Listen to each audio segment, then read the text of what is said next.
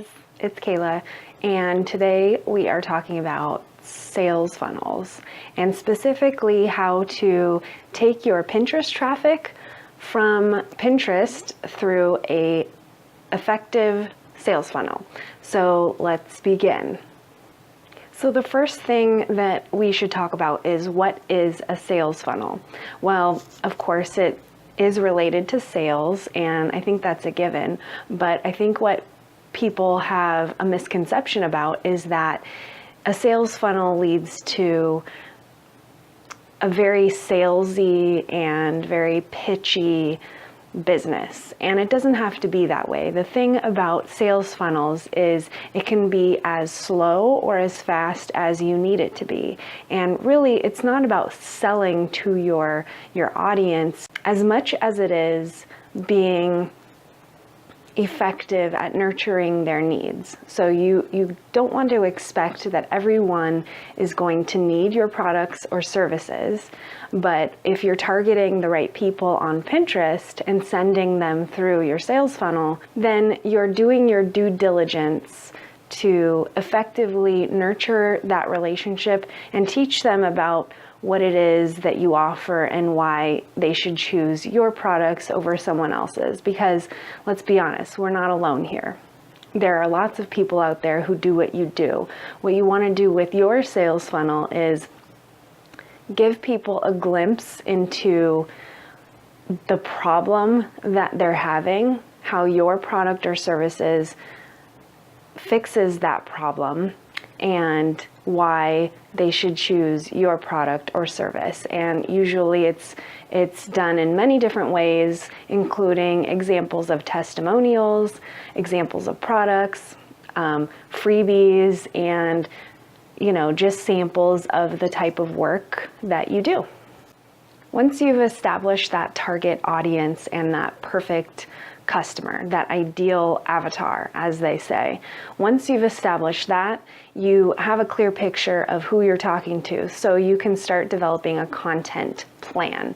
So that is all of the content that you're going to put out there on the internet. It includes blog posts, social media, videos like this one, and so on and so forth. But you need to decide the content that you're going to put out there and what you'll be talking about.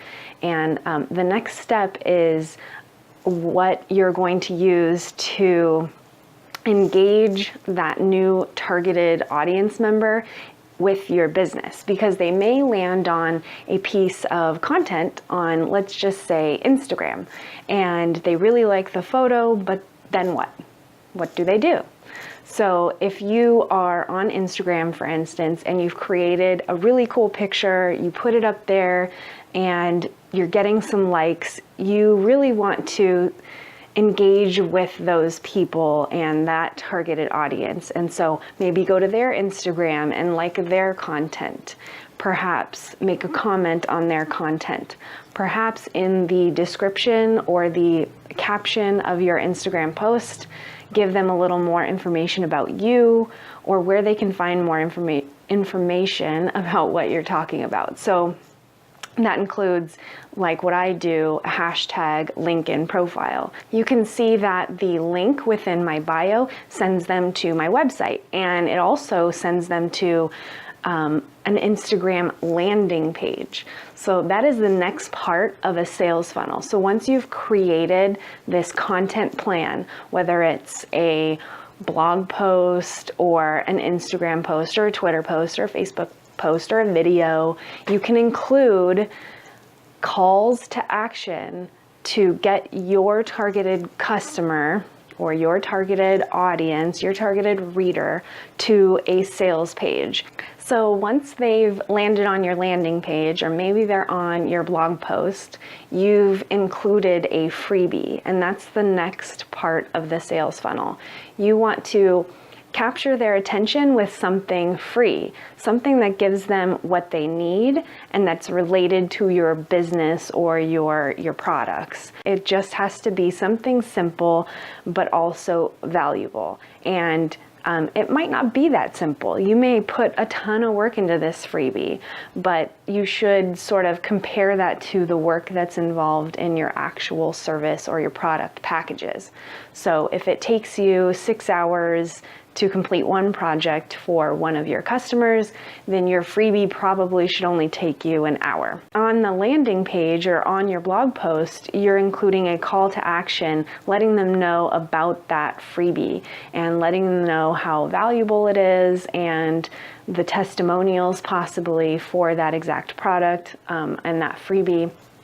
But once they're there and they really want it, you're going to include a box for them to give you their email address. And this is them signing up for your email list.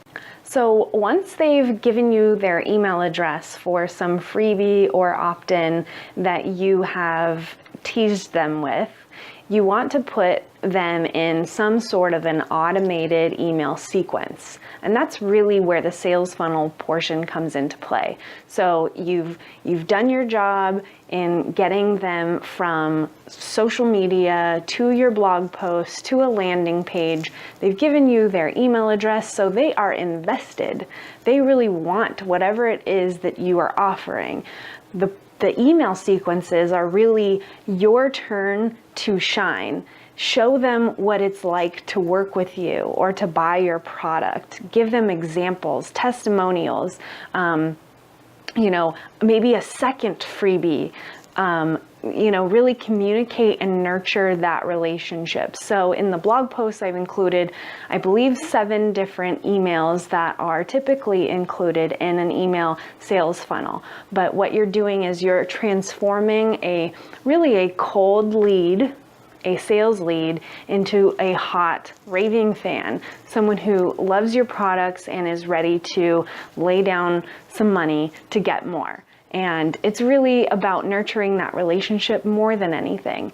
You want to establish a good rapport. So don't abuse the email. Don't make people frustrated. Communicate with them the way that they are expecting to be communicated with. So there are boundaries, and you're going to get people who unsubscribe, but I want you to know that that's okay. If they are unsubscribing, then there's 2 things you can do. You can look at your email sales funnel and the emails that you're sending and try to improve upon them, or you can move on. That particular person may not be your target customer. They may not have been ready. Not everybody's going to be, and you need to just sometimes let that go. But other times there are opportunities for improvement. There's always opportunities for improvement. So don't get discouraged. So something that you shouldn't forget when it comes to your sales funnel and your email automation is to cross-sell.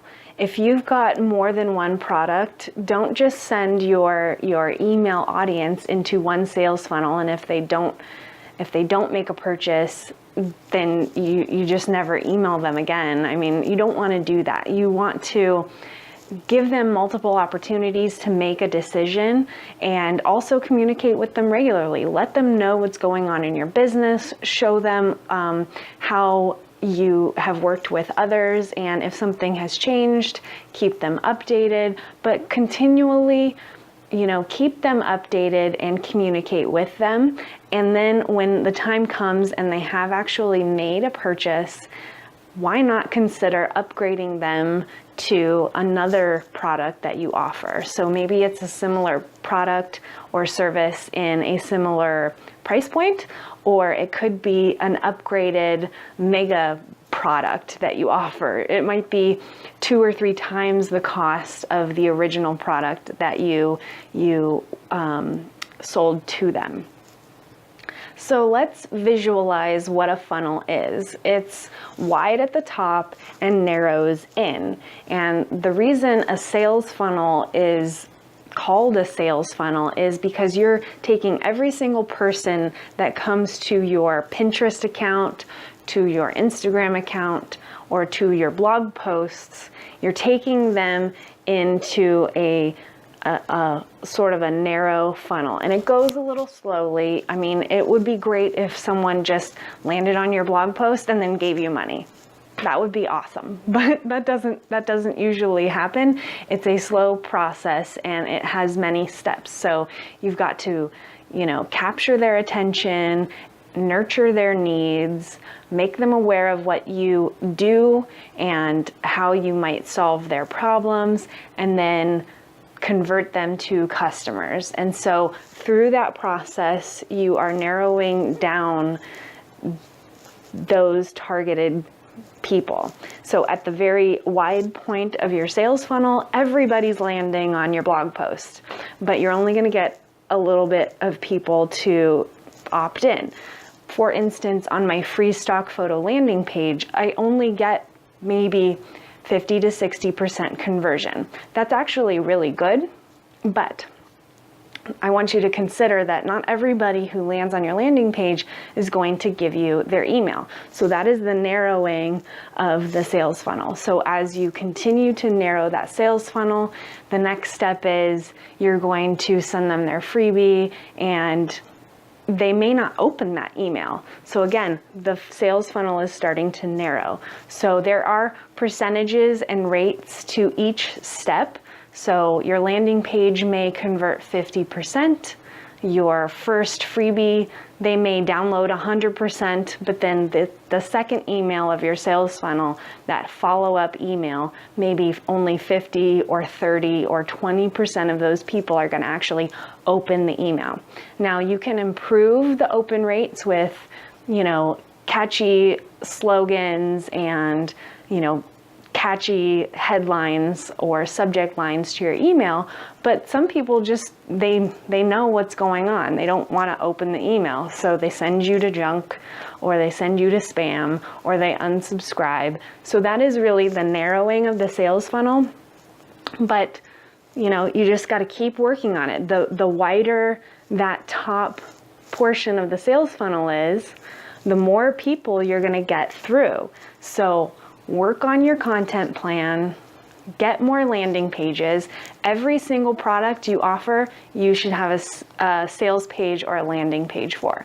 So if you offer, let's talk about my business, okay? I have custom stock photos. I have free stock photos. I have bundles of stock photos, and I also have a membership for stock photos.